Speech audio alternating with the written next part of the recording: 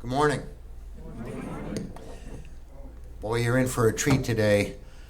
My congregation, so many of my members of my congregation would often tell me what great gifts my sermons were. They were great gifts for insomniacs. I have a couple of announcements. First of all, thank you for having us here today. That us is not the royal we, that's myself. And I want to introduce Jay Fleur, who is a member of our leadership team. We'll be around later if you have further questions after our questions to as a whole. And I want to thank Conrad and Cher for working with me on putting this together. Thank you.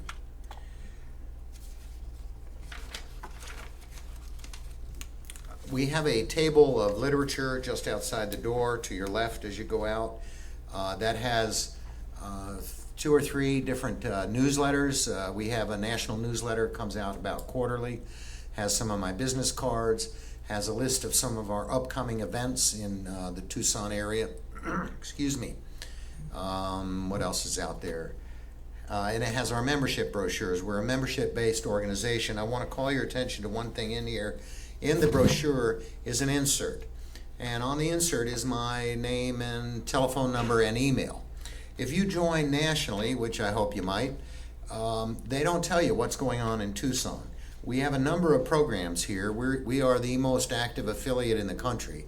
And if you want to be kept abreast of what's happening, we do programs here and in Green Valley. Either call me or email me. I'll add you to either our phone tree or our email list, and I can let you know about our local events. And I'm probably forgetting some other announcements, but I'm glad to be here. Happy Father's Day. I hope for those of fathers in your lives, or for you who are fathers, or for all of us for that matter, I hope you can die as well as my father did. I love my father deal. I was so lucky to have the parents I had. My father was 96 when he died. And by the way, as a hospital administrator, as executive director of the hospital, he knew better than to die in the hospital. You'll hear more about that later. He was 96 and he said, I'm ready to die. I've lived a good life. I was holding his hand when he died. He had his wits about him until about the last 24 hours, and was fortunate to have a relatively quick and peaceful death. That is not the case for most of us. Most of us these days, the way we die in this country is not good. But I hope the fathers in your life fare as well as mine did. How many of you are from a more overtly Christian background? Methodist, Lutheran, Catholic, Baptist? Okay.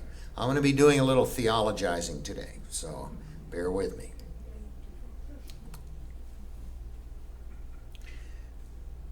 You can't see this one. There's a cartoon here, people exiting church. Thank you, Reverend. Your sermon has me super excited about croaking. There it is. Okay. Here's a little bit of sad poetry I wrote. It doesn't have to be this way, but the terminally ill in our society are subject to and vulnerable to the will of others. All too often, they are dehumanized and marginalized, drugged and plugged, medicalized and bureaucratized, underappreciated, needlessly emaciated, and overly sedated, alive but deprived, isolated and denigrated, neglected and rejected, and sometimes even adroitly exploited, usually financially exploited. I want you to take just a moment and ask yourself, how do you envision your aging process? What are your concerns? What might cause you the most discomfort? This is kind of the battle we're up against. Medical ethics do not allow me to assist you in your death. I am, however, permitted to keep you miserable as long as possible. Well, Final Exit Network, we provide support, information, and education. There's some taboo words I don't use. One of those is suicide. Another is assist or help. we've kind of gone from a fear of death to a fear of dying in this country. I use the word support. Assist or help implies something more proactive than what we do. And I don't use suicide because I make some distinctions here. If the chosen death is harmful, is it harmful or helpful if one chooses to hasten their death? Or to use my favorite phrase, if one chooses to have deliberate life completion. Is it harmful or helpful? Is it irrational or rational? Is it capricious or is it well planned? Is the chosen death regrettable or admirable? Well, to me, if it's helpful, rational, well planned, and admirable, it's not suicide.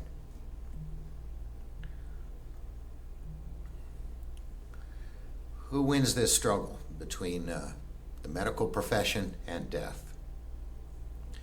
Most of those who disagree with the right to die do so on religious terms. They claim only God gave life, only God can take life away. And they claim that any deliberate ending of life is breaking the sixth commandment, and therefore a mortal sin. They claim life is sacred and must be preserved at all costs. Only God can decide when and how our lives will end. And Christians are supposed to suffer because it allows them to empathize with Jesus' suffering. Well, let me address these. It's one thing to expand life, and it's quite another to postpone death.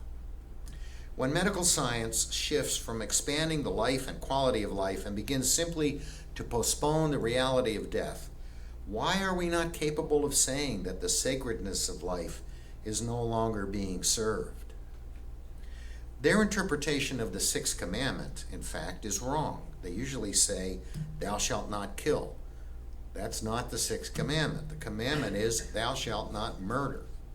And murder in the original Hebrew is the deliberate taking of another's life with malice. Well, we don't take anybody's life. We certainly don't act in malice. If I ask you to support me in ending my life, you're not taking my life. You're merely honoring my request to end my suffering. I happen to believe in a loving God. And for many years, I've thought you can only have it one way. You can either believe in a God that controls every little thing that happens in your life, or you can believe in a loving God. And to me, the New Testament is all about love. The loving God I believe in does not inflict or endorse suffering. I maintain that hastening one's death is not playing God. They say, "Oh, that's playing God," to take him off the ventilator. Playing God is to abrogate the freedom God gave us to make our own decisions about our life, including about the end of that life. Now look at the atonement theory, where we can emphasize with Jesus' suffering the notion that Jesus died for our sins and suffered for our sins.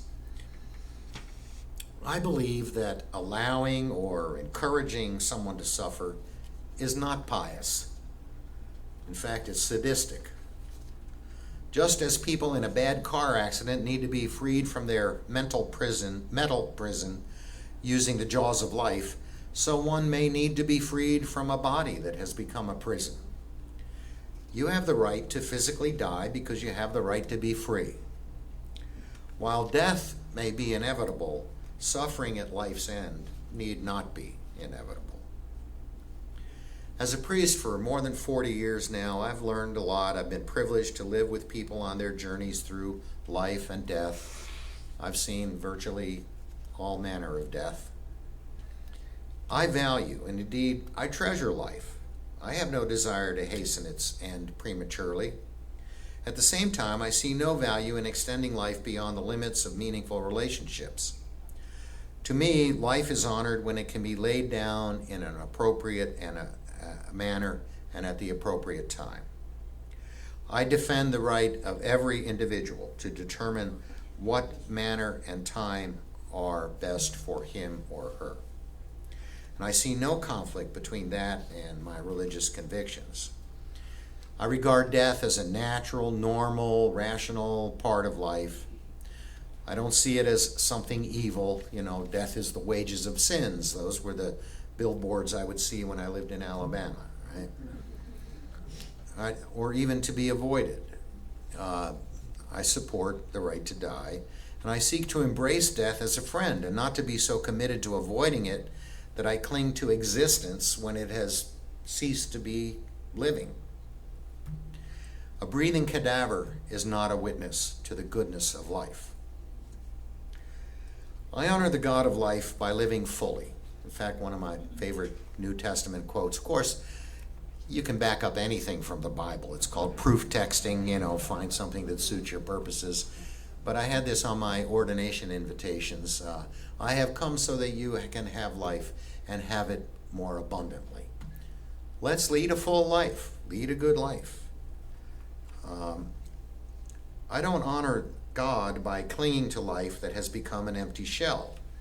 The God whom I experience as a source of life can surely not be served by those for whom death is simply postponed after real life has departed. I also think the choice to do so should be acclaimed as both moral and ethical. To me, it's the next big civil right, the right to die. And I think our concluding hymn today is We Shall Overcome. Is that correct? No? Oh, maybe I'm mistaken. No. Oh, okay. Well, we shall overcome. Is it possible that death may be beneficial? Well, actually, I do a whole presentation on that, but of course death can be unsettling, troubling, unpleasant, inconvenient, ugly, frightening, and otherwise disturbing. But it can be regarded as natural and helpful. I don't honor life when I fail to see that death and finitude are what gives life its precious quality. Death is not a punishment for sin, as Paul also once suggested, and as classical Christianity has long maintained. Death is an aspect of life, a vital aspect that gives life its deepest flavor, its defining sensitivity. It can be a very rational choice to say, I don't want to stick around through the bitter end. I'm going to die anyway. I want to choose a peaceful death instead of an agonizing death. Of course, people don't want to die. We all hang on as long as we can tolerate our suffering. But sometimes our suffering is so bad that all one wants is out. When death is inevitable and we simply choose to avoid those final agonizing stages, that's not a tragedy, that's a blessing. Poll after poll shows that about 2/3 of the U.S. population supports right to die. A recent Arizona poll showed a little bit over a majority support the right to die, the way that particular one was worded. Final Exit Network supports a broader spectrum than this physician aid in dying. California enacted that June 9th. By the way, I see a lot of hospitals are opting not to participate in that right to die in California. Whole chains of hospitals. My theory is it would be bad for business. That's if you're going to hasten your death, that's less procedures and tests and interventions that they can bill you for. And another argument they gave was, well, we can't tell when somebody's about to die. What hypocrisy. For decades, we've been telling people they have 6 months or less to live in order to enter hospice care. Anyway, we go far beyond what physician aid in dying does. Those laws are good, and by the way, it's not going to pass in Arizona anytime soon. This has been introduced for over 20 years in Arizona, and it gets nowhere. I've been up there with busloads of people a dozen times. It all falls on deaf ears. But the physician aid in dying is only for those who are terminally ill. 2 doctors say you have 6 months or less to live. Well, let me tell you, folks, we're such a death-phobic culture. You might as well have one foot in the grave by the time 2 doctors tell you that. It's too little, too late. But there are a lot of suffering, and a lot of people want to hasten their death who are not necessarily, quote, terminally ill. I think we need to terminate the terminal phraseology from those kinds of laws. We offer several programs here in Arizona. We've had world-renowned speakers, Derek Humphrey, who wrote the book Final Exit. We had the president of the World Federation of Right to Die Societies, and so on. Those were meetings of 200-300 people. We've now gone to having smaller social gatherings with refreshments where we break into small groups and have more intimate conversation about end-of-life issues. But our other programs, we do a demonstration of the helium method. That's the only program we do where you have to be a member.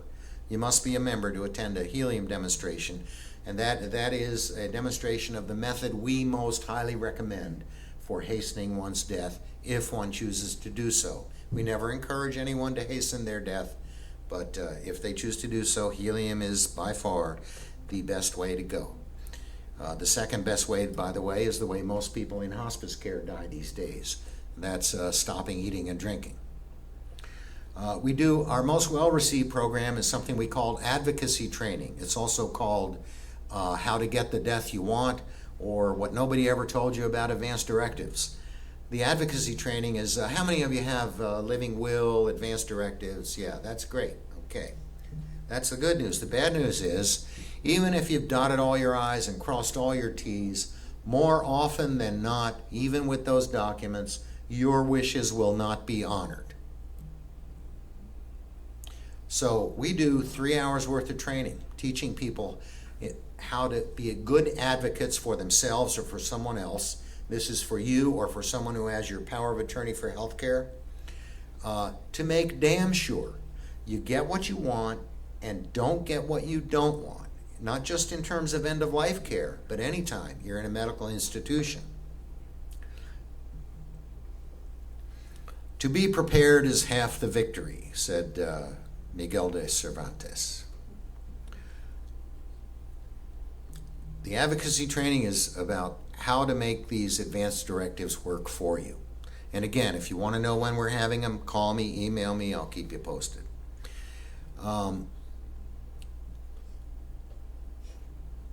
So I hope you'll come to our extended training on that. Hastening of death. Well, right to die for whom? When does suffering become unbearable? Whose death is it anyway? It's your death. It's my death. To me, that's the bottom line. It's all about choice, freedom of choice. And yes, you can consult physicians and consult your family and consult others, but the real decision that has to be honored, as far as I'm concerned, is yours and yours alone. Most of us want to die at home, familiar surroundings and so on. The reality is that about 80% of us will die in a hospital, about 20% of those will die in intensive care. About 20% of us here in Arizona will die in hospice care. Hospices are great, by the way, don't misunderstand me. I helped found the third one in this country, started a couple others after that, been everything from president to bedpan changer. But hospice all too often is just, it's too little, too late. The average length of stay in a hospice in this country is about 2 weeks. And that includes some people in there for years. Many people die that day or the next day. And again, you have to be terminal. I don't know if you know this, the 3 most frequently mentioned end-of-life concerns. 93.5% loss of autonomy. A little over 92%, decreasing ability to participate in activities that make life enjoyable. 78%, loss of dignity. If you don't hear anything else today, please remember this. Legal precedent leading to modern views of end-of-life issues date back to an 1891 Supreme Court ruling that people should have control over their own bodies. From that precedent grew an understanding that people must understand and agree to medical treatment, and that a right of informed consent does not end when people become incapacitated. And by the way, you know, the living will may say so-and-so takes over when I can no longer speak for yourself. You can change that and empower somebody to act for you right now.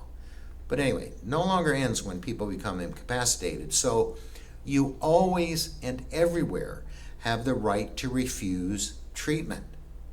You even have the right not to be in the hospital. Now, granted, if you leave against their wishes, you may have to sign a waiver saying, I'm leaving against the doctor's advice. But you don't have to die there. So we are a national nonprofit organization that supports the right to die with dignity for mentally competent adults who are suffering with an irreversible illness or intractable pain or interminable suffering. We're almost an all-volunteer organization. We don't have a central office. We have a few nominally paid staff part-time who help with some bookkeeping and communications database. We don't have a paid executive director. And we're a very small group. We're only about 3,000 members out of what, 320 or 30 million people? Of course, many of our members die. But anyway, I hope you might join us. Of those who choose to hasten their death, only about 5% do so because of physical pain. Physical pain can almost always be pretty well managed. Now, if you're one of those 5%, it can be horrific. But that's not the primary reason. Most people who do choose to end their lives do so because of all kinds of existential suffering, such as anxiety, abandonment, anticipatory grief, confusion, delirium, dependence on others, becoming a burden, depression, fear, futility, hopelessness, loneliness, loss of dignity or purposefulness, psychic pain, tiredness of life. That's even one of our criteria, tiredness of living. We'll support you with that one. Unworthy dying and more that may accompany the dying process. A very few people do so out of financial concerns, although finances are a very real factor. Medicare spent $55 billion with a B on people who were within not the last 6 months of life, the last 3 months of life, most of which did little or nothing to improve the quality of their life or extend their life. And you are more likely to spend more on health care in the last 6 months of your life than you spent in your entire life up to that point. Well, let me stop there, and I'm not going to read you our mission and our purpose and so on. All of that's on our website. We have time for some questions and conversation. Okay, fire away.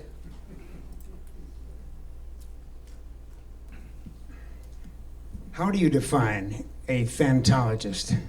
Thanatology, it comes from the Greek, and I was first certified, 40-something years ago.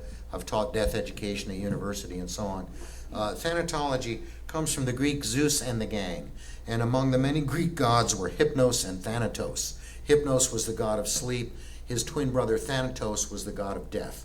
So thanatology is the study of death and death-related issues. Did that answer your question? Yes. Yes. The final exit newsletter of this past spring expressed a lot of concern about the helium method of ending life because the easily available helium canisters were now no longer going to be pure helium. Could you comment on what has been updated since then? Yeah. We will still be holding helium demonstrations in the fall. You can still get helium in Tucson. It's not as convenient as it used to be. It's a little more expensive, and it comes now in there's one party store that will rent you the sort of balloon kit helium canister, but there's also a company called Air Gas. I can get you this information if you contact me, where it comes in the more heavy steel canister. Okay, it's a little more cumbersome. I think the lightest one weighs about 35 pounds, which is a lot more than those party balloon kits. Those are no good anymore. They're diluted with 20% air. That doesn't work. But you can get pure helium. We have been running trials with nitrogen. Any inert gas would suffice. The nitrogen is a little different. It's not lighter than air like helium and so on. We've been running trials with nitrogen. I expect by September, by the end of the summer, we will come out with a nitrogen protocol. And if that's the case, we'll be doing nitrogen demonstrations in the fall. And I've been told I am not what we call an exit guide, and I don't want to be an exit guide. I've been with about a half a dozen people anyway who have used this method. But I will be trained on the nitrogen method. Exit guides, by the way, are a service we provide for members. Those are people who will be with you for support, emotional support, and also to make sure you do it properly. It's free. They fly all over the country if you want their companionship. I highly recommend that you use our exit guides if you choose to hasten your death with the helium method. Did I answer your question about the helium? Yeah. There's also been rumors that we're running out of helium globally. That's not true either. There's plenty of helium. But you can still get it in Tucson. Yes.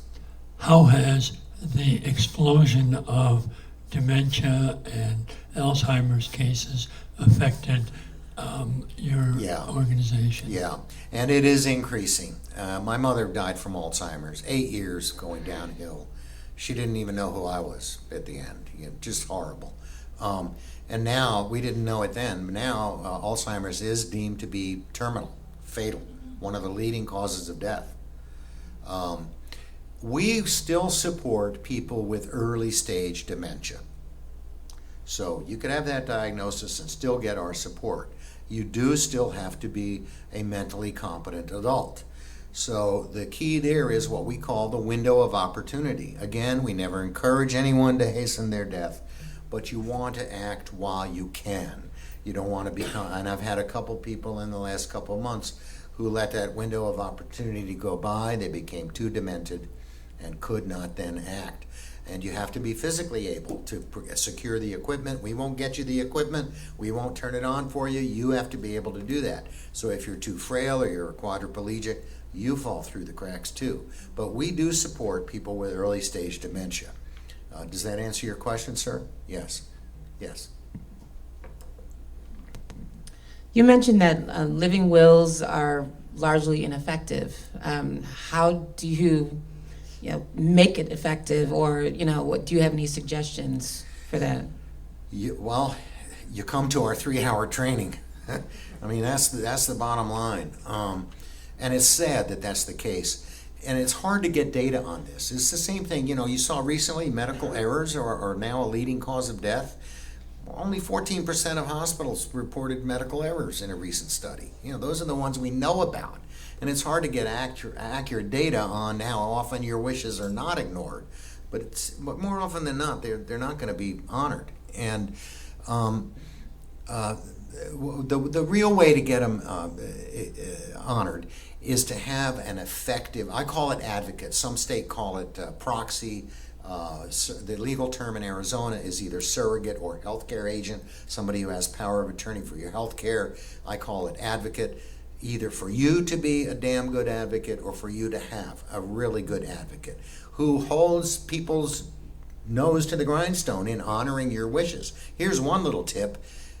If you're ever in a medical institution, hospital, nursing home, or otherwise, you or your advocate demand that those advance directives get put at the top of the pile every day. Those are your records, even electronically. Insist they be put in the forefront every day so they don't get buried and lost.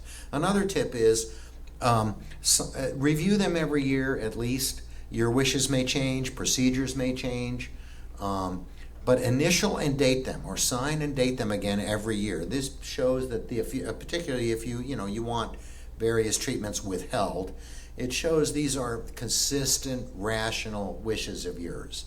You don't want to be taken off the ventilator just because you're depressed this week. Those are a couple of tips, but come to our 3-hour training. Well, in the 3-hour training, you get about 24 or 5 pages of handouts. We do role play. There's a video demonstration. It's our most well-received program. Do we have time for 1 or 2 more questions? Great. No such thing as a dumb question, except maybe the one you don't ask. I'm very unfamiliar with some of these procedures you're referring to, let's say helium. So my question is, if it's against the law in Arizona and helium is applied, let's say, I'll say to myself, not to my wife, is there ramifications coming back from the law that, I die, I use helium, but my wife is then, somebody goes after my wife in terms of the legality of that. Is that a problem here? Well, suicide is not illegal in any state, first of all. I use that word reluctantly. Deliberate life completion is not illegal in any state. There's nothing illegal about being present with somebody when they die. Nothing illegal about being there. Now, if your fingerprints are on the canister of helium, that's a different story. Then you could have trouble. We've been sued a couple of times. We have a case still pending in Minnesota. I hope that one goes all the way to the Supreme Court, and we'll win on freedom of speech, I'm pretty sure. But the bottom line is, the less people, of course, you can discuss it with your family and friends and whatnot, see where they stand on this issue, but the less people who know your plan, the better. The less people you involve, the better. And the bottom line is, it depends who shows up. Anytime there's a death, I recommend you be in hospice care at the time you die, if that's possible. One criteria is failure to thrive for hospice. If you lose X percent of your body weight within X number of months, you may be eligible for hospice. Because that way, when you die at home, there's much less inquiry. You're in hospice, you were expected to die. But if you die at home, there's always an inquiry. Well, it depends who shows up. If there's a cop who feels, called by God to keep you alive no matter what, then wants to make trouble, they can make trouble. If there's a particularly overzealous prosecutor, sure, they can make trouble. We've won in any case we've been sued about. There have been 2 of them. Minnesota's still pending with appeals, but we expect to win that one too. I don't know if I answered your question. There's nothing illegal about being with someone when they die. You're saying that in a sense, both literally and metaphorically, no fingerprints should be left on any devices. Other than that of the deceased. Yes. Yes. Okay. Right. The odds that they're going to check for that, who knows? And some people do it. I encourage people to do it overtly. Leave a copy of the book Final Exit next to you. Leave a note saying, this is what I'm doing, why I'm doing it, nobody help me, blah, blah, blah. Others do it covertly, where the equipment is removed afterward, nobody knows how they died. It's up to you. Yes. Thank you, John. I think considering the heat, the holiday, the fact it's summer, we had a pretty good turnout today, which I think is an indication of how important this topic is to many people in this congregation. So I want to thank you. Thank you all for your time and attention and interest. Thank you.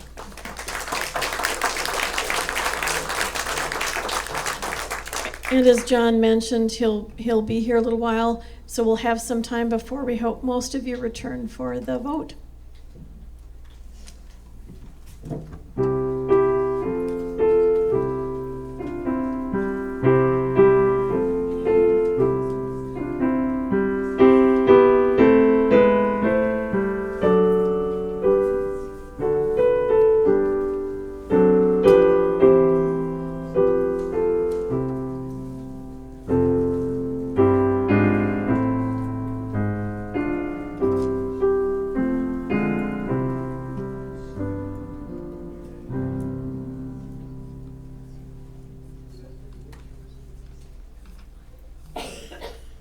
Now's the time that we welcome visitors. Do we have any hearty souls who came to us this first day? Tom will bring the microphone to you.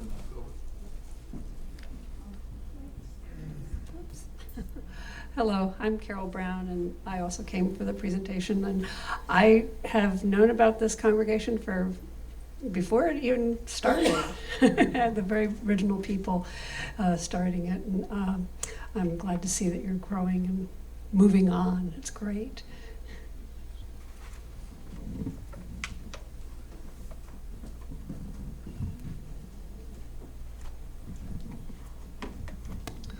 I'm Alan Binney, and I came for the presentation. Thanks very much for your welcome.